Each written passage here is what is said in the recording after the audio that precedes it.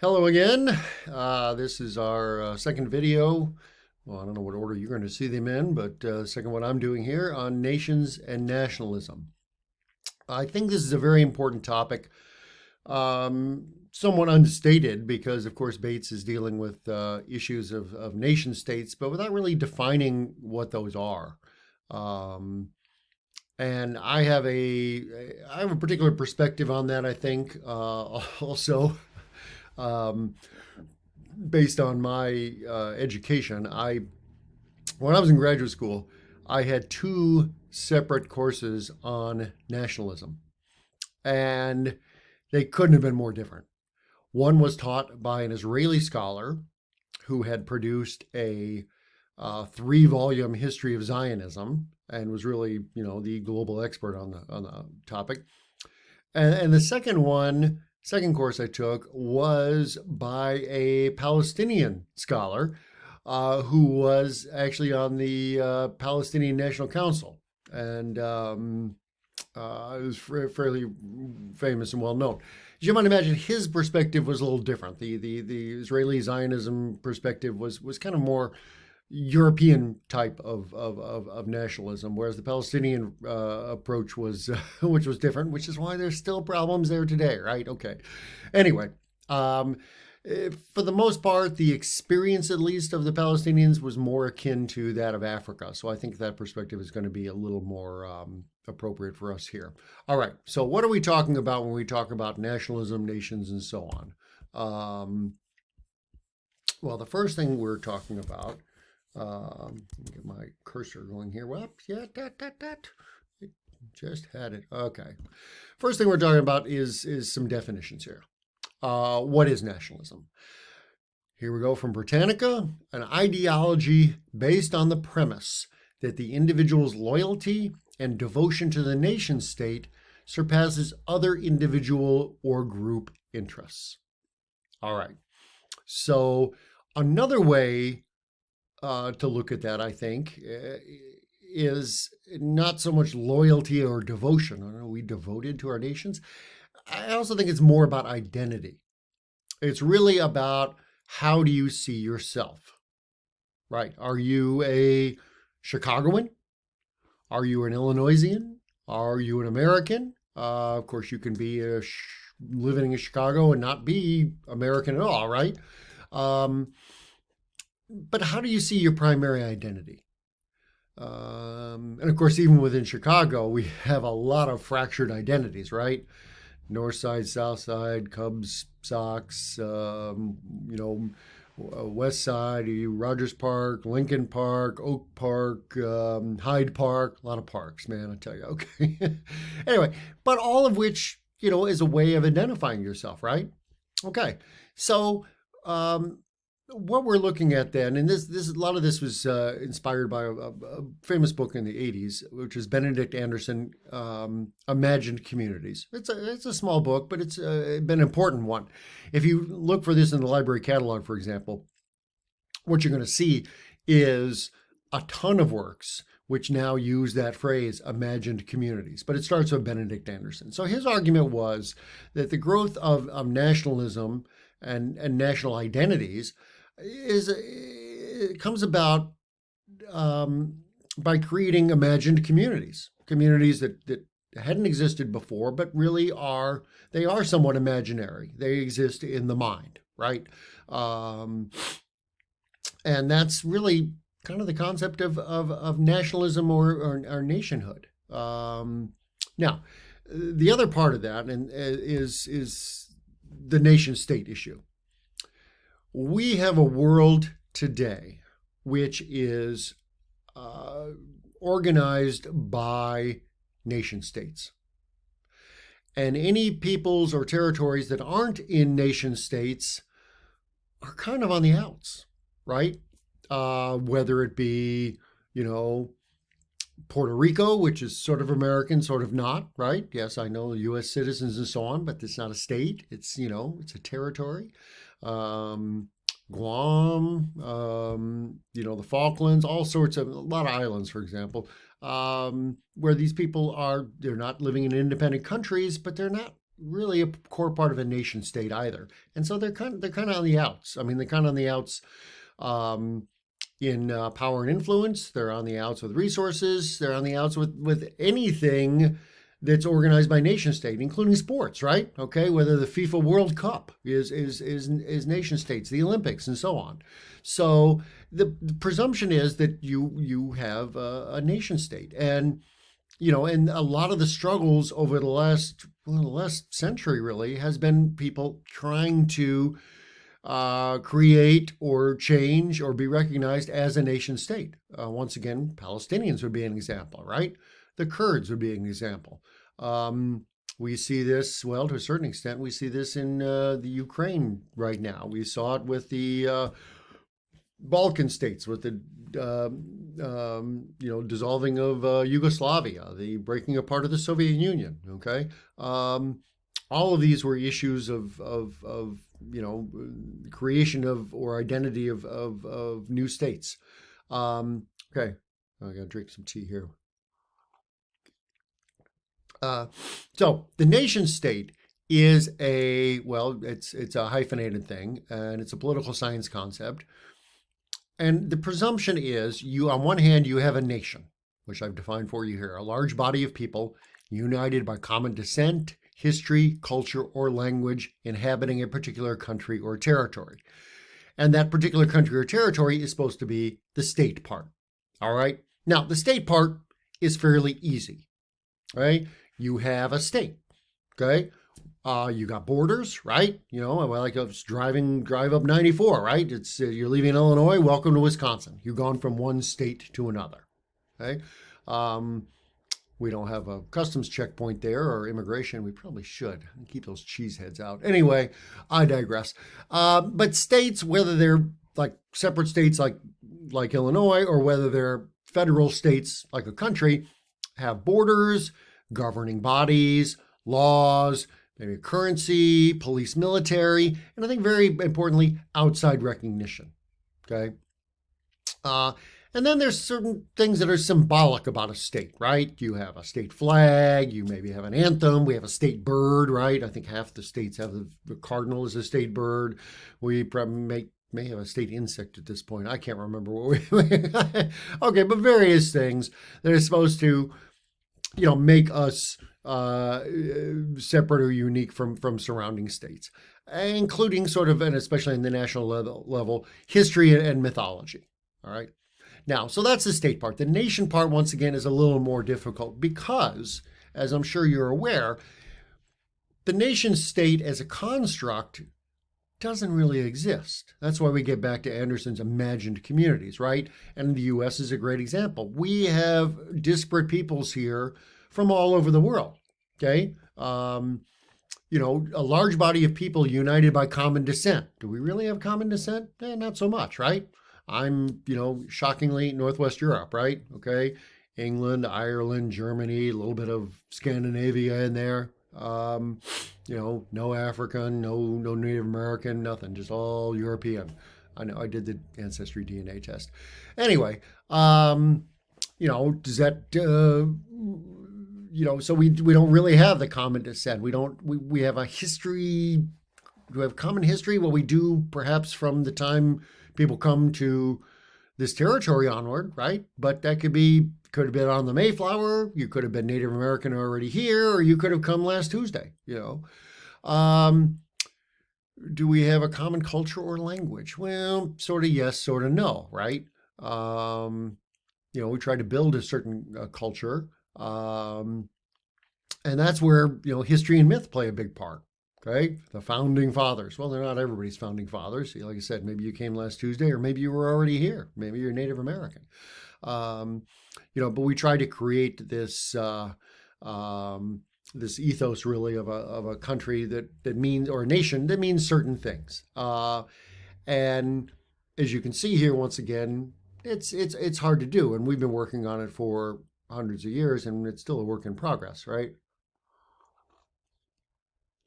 So the point is, for African states at independence, and independence comes primarily in the 60s, 70s in some cases, you have a movement toward independence. And in some cases, people refer to this as nationalism, but was it really? Was it nationalism? Sometimes they project that backwards. The Maji Maji movement, was that proto nationalism, early nationalism? I'm going to argue not. And I'm going to argue not by citing Don Beaver. And I know you're going to ask yourself, who's Don Beaver? Don Beaver was my high school history teacher, okay? And so this is roughly 1980. Okay, when was that? 42 years ago. Wow. Okay.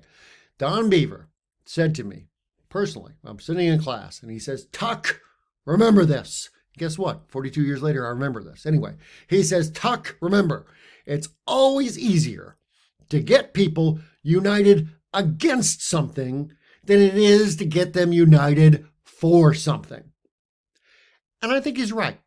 And that's one reason when, like the biggie things like, 9/11 and World War II, you could argue those are fought for certain abstract concepts, right? We were World War II, we're fighting freedom, right? Well, no, but you really organize people against Hitler and the Nazis, right? Okay, that's what really brings people together when they have a common enemy.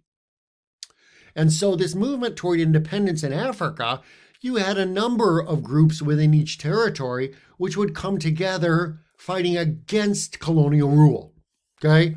You had ethnic associations that would then later become political parties. We had labor movements. We had religious groups. You had civil society organizations, all fighting against colonial rule, okay? And then, boom, kick out the colonists, right? Great. Except what happens after that common enemy is gone?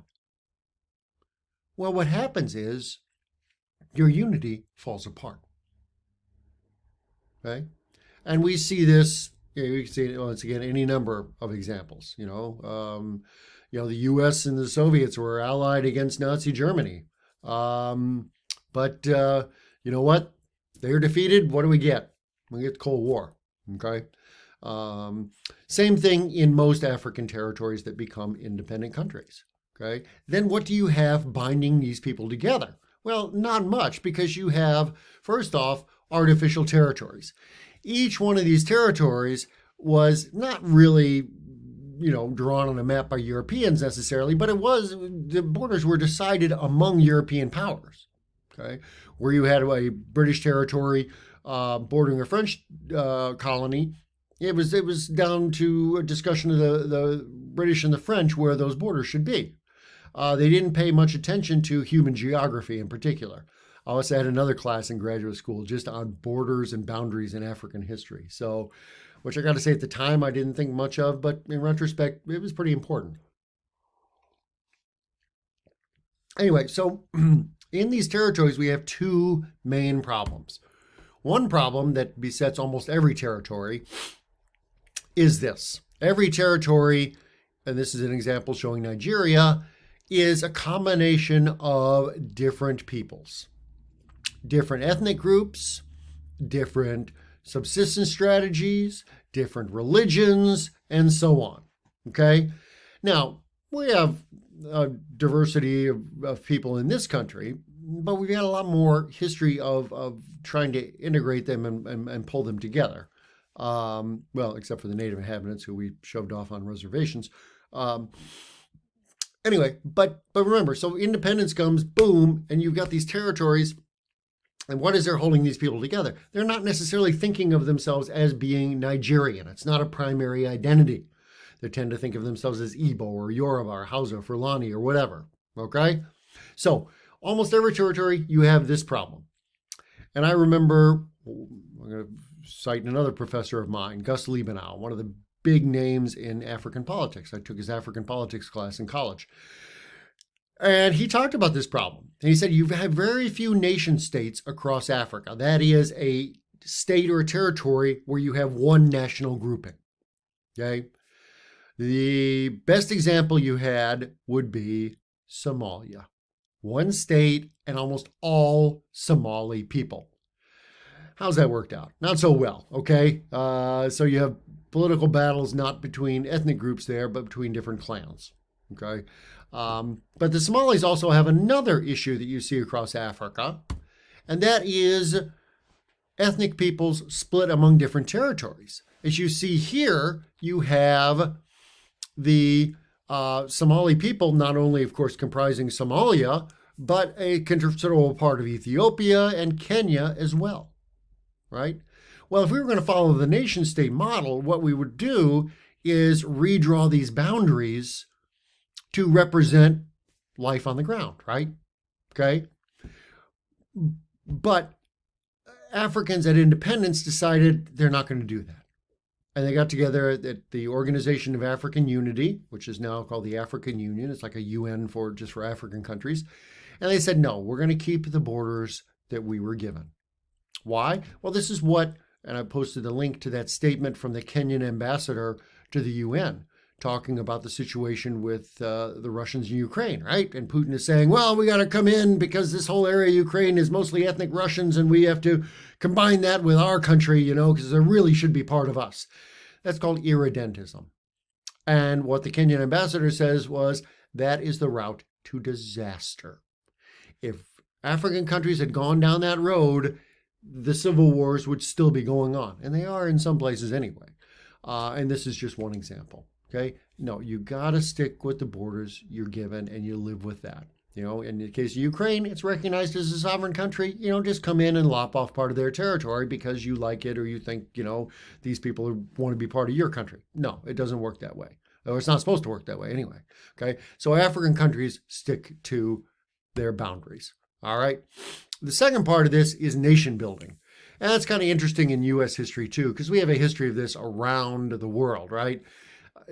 George, I know you were just born about this time, but in 2000, George W. Bush was campaigning, saying U.S. is not going to pursue nation building, and Al Gore was saying, oh, yeah, we need to do that around the world. I'm going to say Al Gore was right. And Bush came to accept that also after 9/11. Why? Well, we invade Afghanistan, and then what are you going to do? And this is a quote from Bush from his memoir here. I'll let you read that. We go in and invade, and then you have to do nation building. Okay. Well, what is nation building? Well, how do you build a nation? Once again, a nation is an imagined community, right? It's people thinking of their identity in a certain way.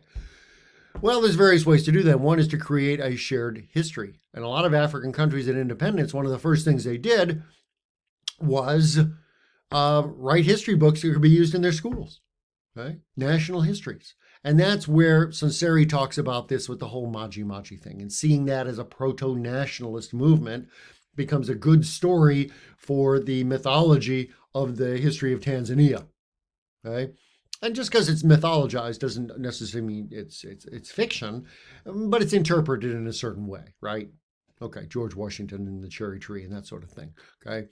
Other things would be culture or especially language. And across Africa, language policy has been very important. Especially concepts of official or national languages. An official language, just a quick definition here, is a language, it's the language of government. Okay? A national language is more for nation building efforts. Okay? How are we going to bring people together? And I'm going to say language policy can be very powerful in this way. I myself wish we would designate English as the official language in the U.S. We actually haven't. I think it would bring people together more. And we've seen this across a number of African countries. You see this here's an example of South Africa. It's a minority-majority situation here. You don't have any of the indigenous languages spoken by the majority of people. Zulu is the most, and that's still under 25%. Xhosa, somewhere between 15 and 20%, and then it goes down from there.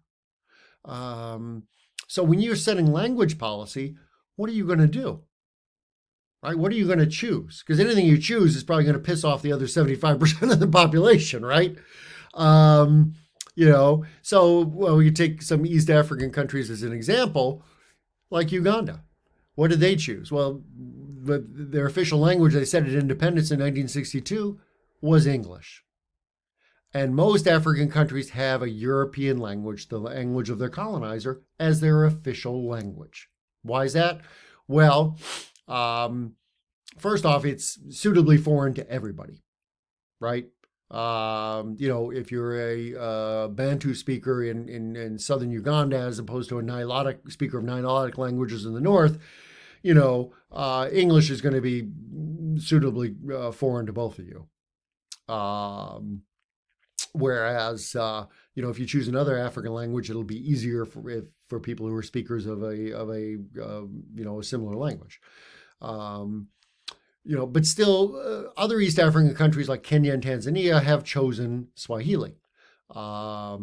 It's as a first language only spoken by people primarily right along the coast, but it becomes a second language or a third language in some cases that people across these territories speak. So it's a lingua franca, a language that's used to bridge divides across these territories.